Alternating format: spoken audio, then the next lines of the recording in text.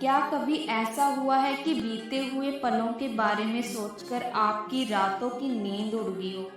वो एक गलती, वो एक फैसला, वो एक मौका जो आपने खो दिया और अब बार बार वही ख्याल आपको परेशान करता है। ऐसा लगता है जैसे आपके सीने पर एक भारी पत्थर रखा हो। वो दर्द, वो पछतावा, क्या ये कभी खत्म होगा? अगर ये कहानी आपकी भी है तो रुकिए। आज मैं आपको बताऊंगी कि कैसे प्राचीन भारतीय ज्ञान से आप अपने पछतावे से हमेशा के लिए मुक्त हो सकते हैं। क्या आप तैयार हैं अपने दिल को हल्का करने के लिए?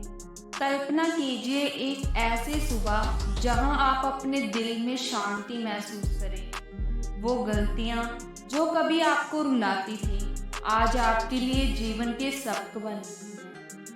अब आपके चेहरे पर एक हल्की मुस्कान है और दिल में एक नई उम्मीद। आप अतीत को गले लगाकर आगे बढ़ रहे हैं, जैसे एक पक्षी जो तूफान के बाद खुले आसमान में उड़ रहा हो। ये संभव है, ये आपका भी सच बन सकता है और ये सब सीखने के लिए बस आपको कुछ सरल लेकिन गहरे रहस्यों को समझना होगा जो हमारे ऋषियों और ग्रंथों में छिपे हैं।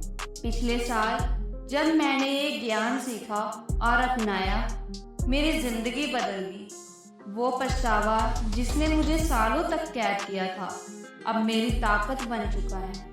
इतना ही नहीं, मुझसे जुड़े सैकड़े लोगों ने भी इसे अपनाकर अपनी जिंदगी में शांति और सुख पाया है।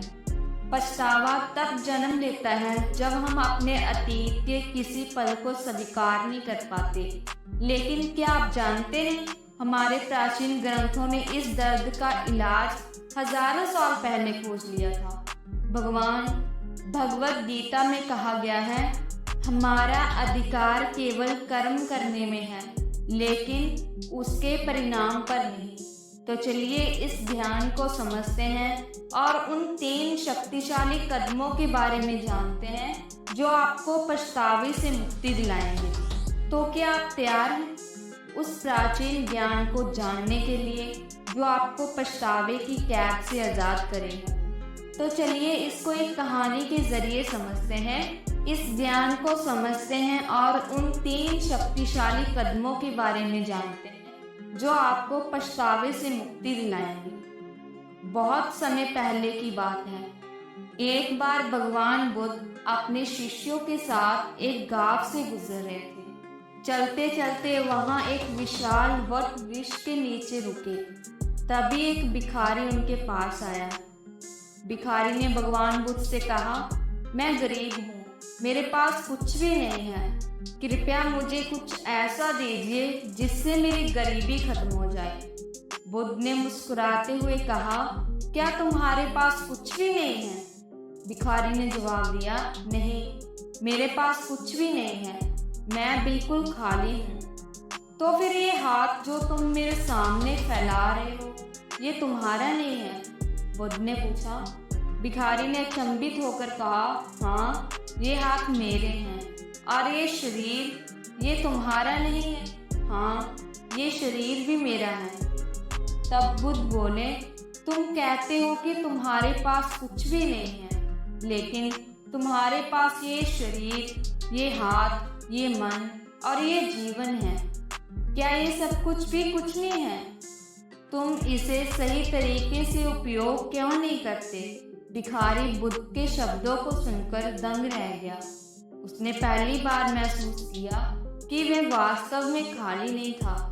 उसके पास खुद की शक्ति और मेहनत का उपहार था। बुद्ध ने फिर कहा, गरीबी बाहर नहीं, हमारे मन के अंदर होती है। यदि तुम अपनी क्षमताओं को पहचान लो और उनका सही उपयोग करो तो तुम कभी गरीब नहीं रहोगे। ये कहानी हमें सिखाती है कि जीवन में सबसे बड़ा खजाना हमारी क्षमताएं हैं और प्रयास करने की शक्ति है। बहुत बार हम अपनी संभावनाओं को नहीं पहचान पाते और खुद को कमज़ोर मानते हैं, लेकिन सच ये है कि हमारे पास हमेशा कुछ ना कुछ ऐसा होता है जो हमें हमारी परेशानियों से बाहर निकाल सकता है। जैसा बुद्ध ने सिखाया, गरीबी केवल वस्तुओं की कमी नहीं है, बल्कि सही दृष्टि और प्रयास की कमी है। अपनी क्षमताओं को पहचानें और उनका उपयोग करें, यही असली समृद्धि है। याद रखें, जो अपने अंदर के खजाने को पहचानता है वही सबसे अमीर है। दोस्तों, ये कहानी हमें एक गहरा सबक भी देती है। हमारे अंदर ही वो ताकत और साधन छिपे हैं जो हमारी जिंदगी बदल सकते हैं, और अब समय है उस ज्ञान को अपनाने का। क्या आप अपनी क्षमताओं को पहचानने और अपनी जिंदगी को बेहतर बनाने के लिए तैयार हैं? अगर ये कहानी आपके दिल को छू गई हो तो इसे दूसरों के साथ जरूर साझा करें। हो सकता है किसी और को भी यही प्रेरणा चाहिए जो आप महसूस कर रहे हैं।